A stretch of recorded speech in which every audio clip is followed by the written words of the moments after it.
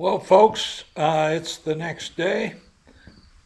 I've replaced the silencer on here and a couple other pieces, and let's see if it'll start.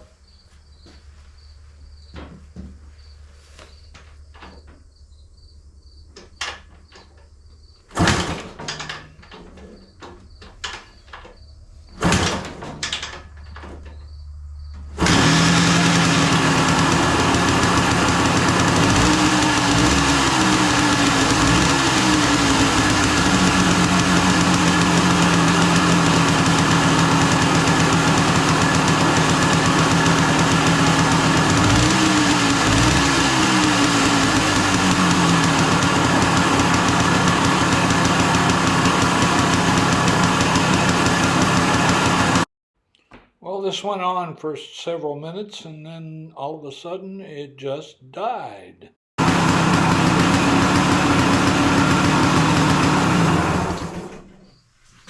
I guess.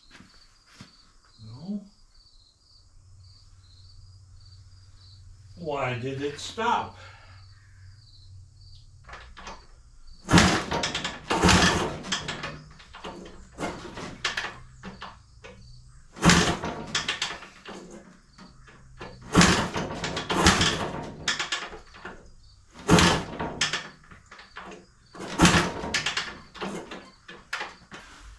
Time to check the spark, I think.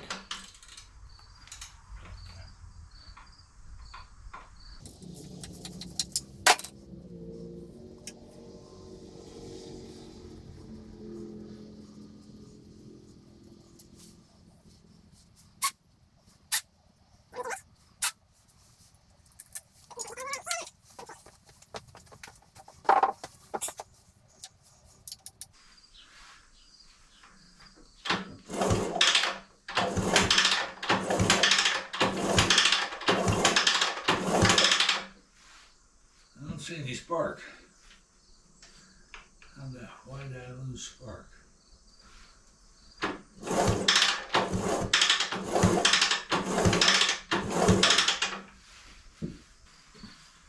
Well, we got to find out what happened to our spark.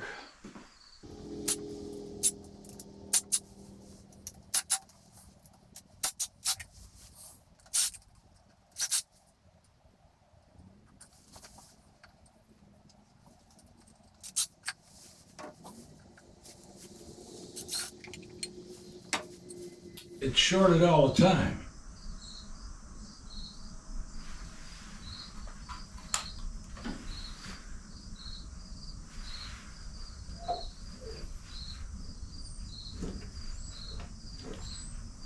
It's never opening. Everything else is shorted. One of the wires.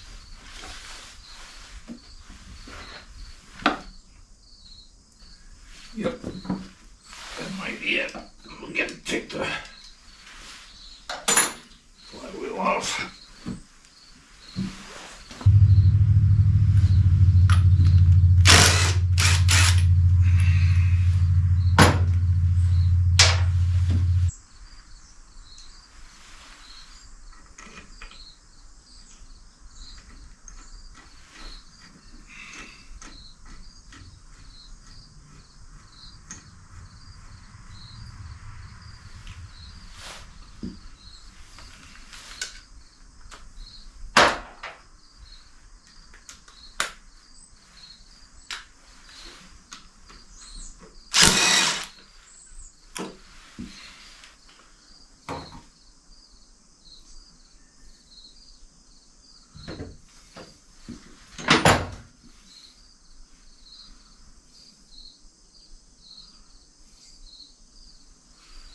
Now let's see if it's shorted all the time.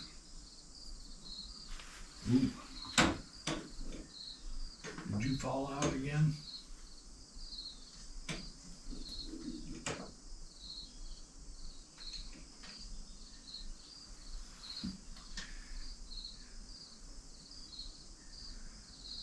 Maybe you were never in. Oh, there you are. You were not in. You were all the way back there.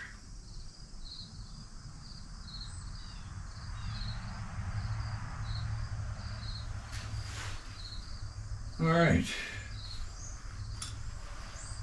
Let's get that out.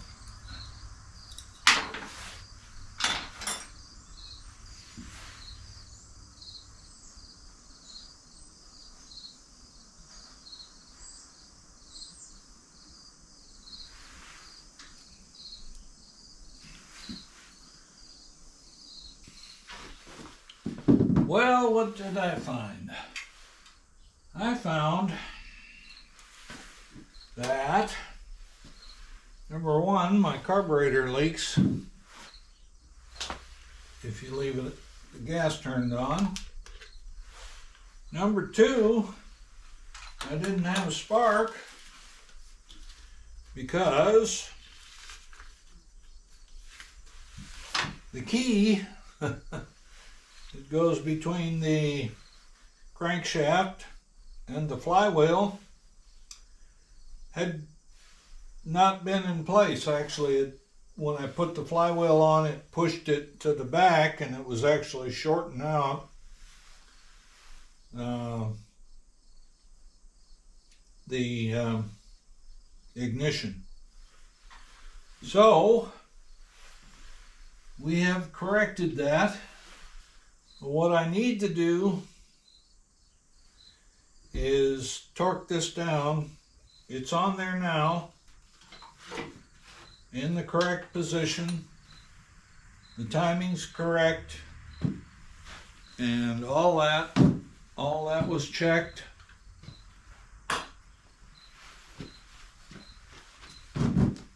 And it's good. So we need to put it back together. And I'm going to go over there right now and take a look and make sure I got spark.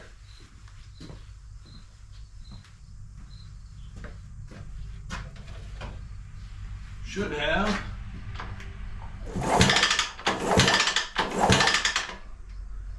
And the key is on.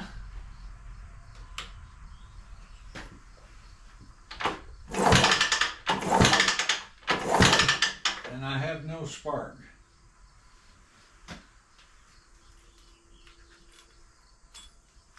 Why?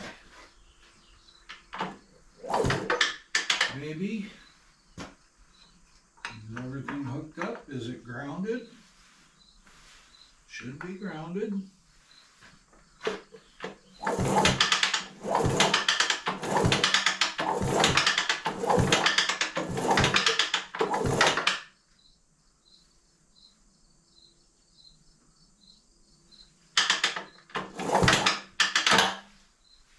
Well, what a revolting development this is.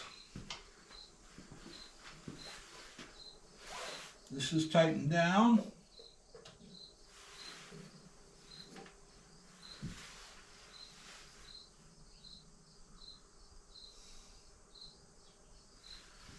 Is something shorted out again? I can see the points moving.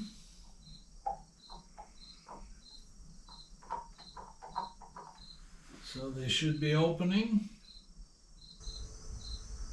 Are we grounded out someplace? We could be.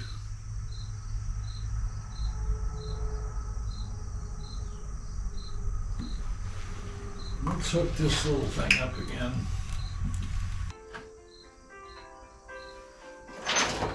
What the hell is going on here?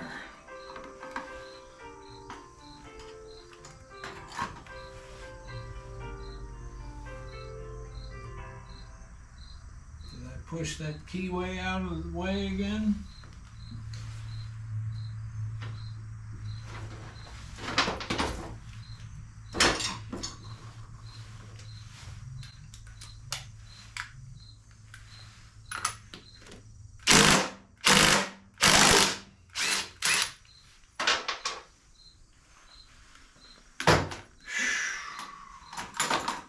Starting to get very frustrating.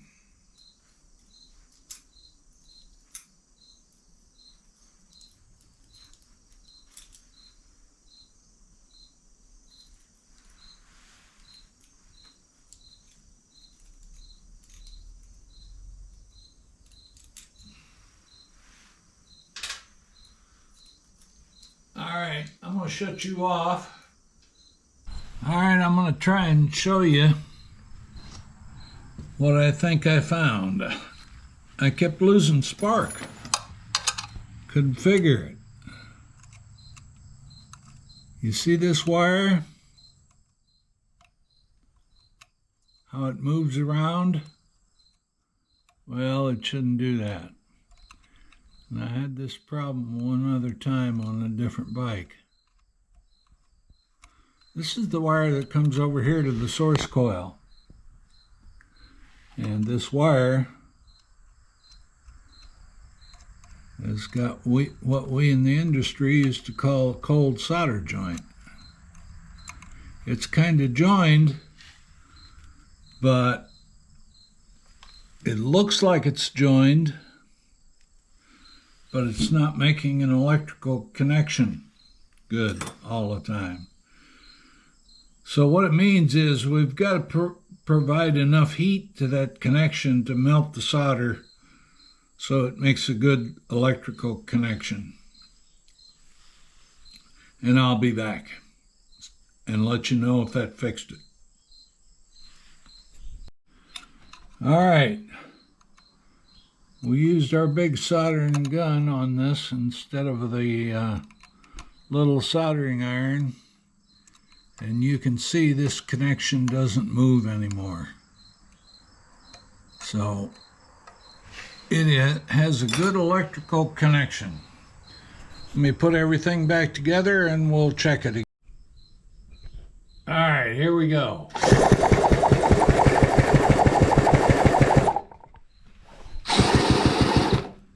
Perfect. Now we got to make sure that the timing is correct again, which it probably isn't. Okay, I just rechecked the timing and it's way off. I don't know if you can see my marks. They're right about there. Maybe you can see that. That's the one that should be good. The one next to it is how I had it set before, but that's not the real problem. The real problem is that the points are not opening anytime at all close to that. If you turn this down, right there is when the points are opening. So we got to make an adjustment that takes that into account. So to do that, I'm going to need to move the stator plate, which has oblong holes in it. And I moved it before. And my guess is that I'll be moving it back to the right place, right where it was. So I'll be back. Well, phooey. I got that good spark that you just saw, so I went back to try and reset the timing. And now I can't get the timing to come out correct. No matter what I adjust, points gap or the stator plate, nothing seems to make enough difference so I can get the timing to 3.2 millimeters before top dead center like the book calls for. So I started looking at things, and when the flywheel is installed, I think it's the correct one. I can't tell for sure, but right here's a number. And it looks a lot like it ends in 1971. And that is what the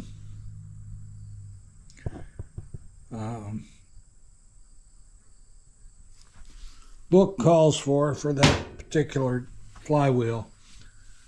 I'm not sure if that flywheel came with this bike or not. I may have had to order it. But it is the correct one, I'm pretty sure. So I put it on, making sure that the little Woodruff key was where it was supposed to be. And I wasn't really looking real close at the Woodruff key at that time. So I put it on, and before I tightened it down, I turned the flywheel a little bit each way, and it would rock either way without turning the shaft at all. And I said, well, that's not right. And it wasn't what's attached to the shaft. I got to looking at this Woodruff key, and I think you can see it right there. It seems to be worn off on that side and worn off on this side. So it's not as wide as the groove on the inside of the flywheel. So I'm looking at a parts order. I ordered a couple of them just to be sure. I hate getting this far, this close, and then have to shut it down and order parts. But we do what we have to do. So I'm going to clean this mess up and go make a video and let everybody know where I stand. But it did run there for a while until it died, and then I found this problem here with that wire that was not soldered properly. So I fixed that, and you saw the results of that with the good spark when I turned it over. So I'll see you when the parts get here.